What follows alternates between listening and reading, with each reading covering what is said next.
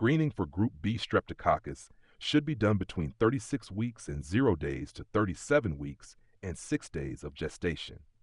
Women with a previous infant affected by group B Streptococcus disease should receive intrapartum antibiotic prophylaxis. Women with group B Streptococcus bacteriuria during the current pregnancy should receive intrapartum antibiotic prophylaxis. Women with a positive vaginal-rectal culture for group B Streptococcus in late gestation should receive intrapartum antibiotic prophylaxis. If group B Streptococcus status is unknown, prophylaxis is given if any of the following are present. Gestational age is less than 37 weeks. Rupture of membranes is 18 hours or longer. Intrapartum temperature is 38 degrees Celsius or higher. Intrapartum nucleic acid amplification test is positive for group B Streptococcus. Women who had group B Streptococcus in a previous pregnancy but not in the current one do not require prophylaxis. Women scheduled for cesarean section before labor with intact membranes do not require prophylaxis. Negative group B Streptococcus screen at 36 to 37 weeks means no prophylaxis is needed, even if risk factors are present. Penicillin G is the first-line drug for intrapartum antibiotic prophylaxis. Ampicillin is an acceptable alternative if penicillin is not available. At least 2 doses of the antibiotic should be given, with the last dose more than 4 hours before delivery.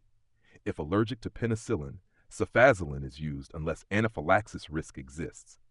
In preterm labor, a group B Streptococcus culture should be obtained. Prophylaxis is started and continued if labor proceeds.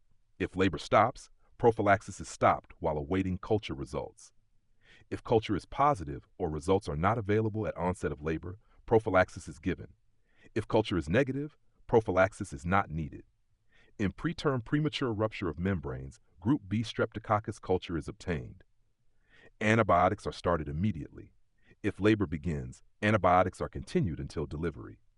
If labor does not begin, antibiotics are continued either for latency or 48 hours for prophylaxis.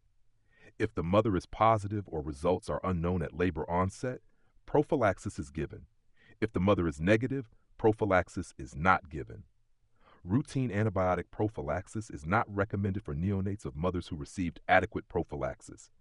Neonates should receive antibiotics only if systemic infection is suspected. Signs of neonatal sepsis require full diagnostic evaluation and antibiotic therapy. If the mother had chorioamnionitis, the infant needs full evaluation and antibiotics. If the mother had inadequate prophylaxis and the baby is preterm or membranes ruptured for 18 hours or longer, limited evaluation is done and observation follows. In term infants with adequate maternal prophylaxis, routine care and 48-hour observation are done.